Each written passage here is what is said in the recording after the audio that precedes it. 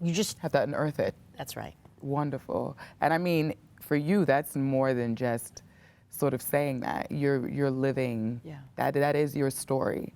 The idea that you are Canadian, you know, coming with a degree here from French Lit.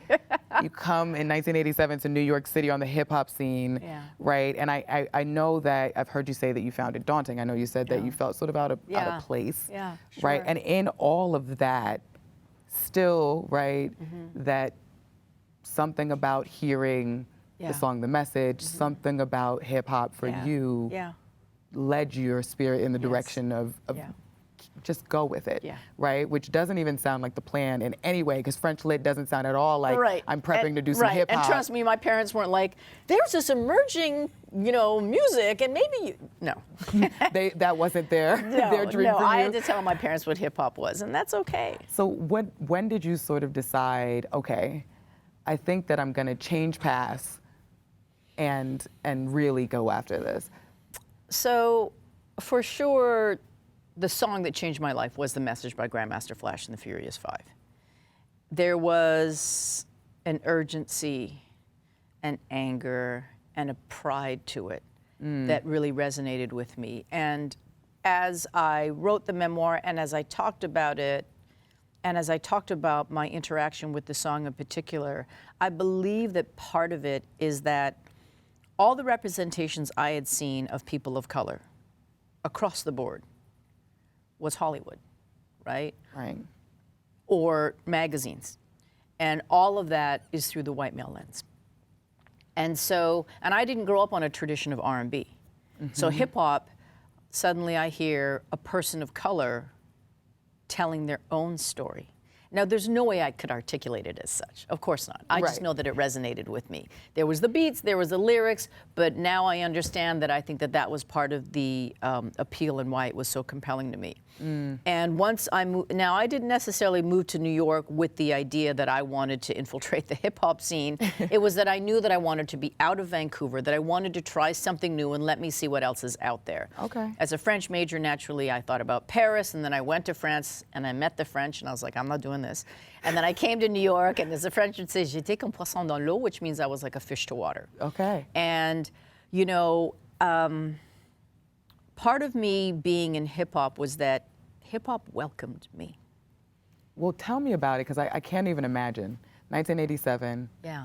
Hip hop. So the scene is small. Yeah. And this is one of the things that was so beautiful about the hip hop scene in 1987, and that is, it is still relatively nascent in terms of an industry, not as an art form, but an industry.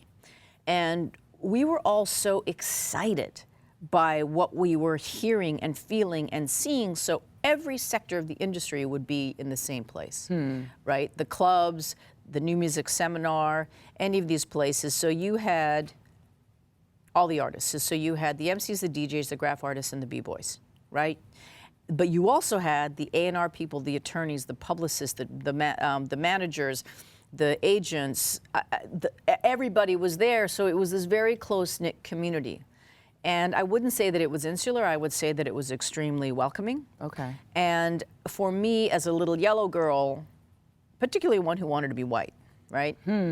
To be welcome into this world, yes, it was daunting. Yes, I felt like, do I really belong here? But hip hop told me that I did.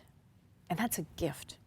And that's a privilege. You know, I would never take for granted, I was never entitled to be there because hip hop was not of my making at all. And hip hop said, come here, Soph. Was it hard for you to take in at first? That sort of... The embrace? Yeah. Well, that's an interesting question. I don't think so because it was so fulsome. Okay. And it was so genuine.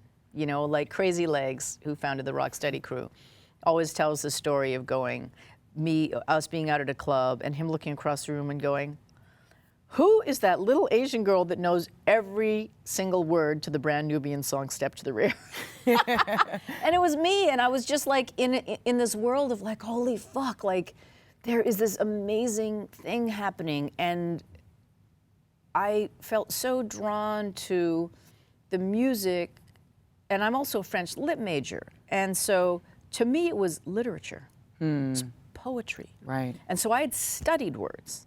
And so it resonated for me at that level as well. And, you know, somebody like Crazy Legs or somebody like DJ Scratch from EPMD, like they took me in immediately. And they're titans of the industry. They're legends and icons of the industry. And so having that co-sign was something. And then my proximity to native tongues, you know, Tribe Called Quest, Jungle, De La, Latifah, Moni, that was another step. But then it was really Wu-Tang. Yeah. You know, because hip hop embraced me, but Wu-Tang claimed me.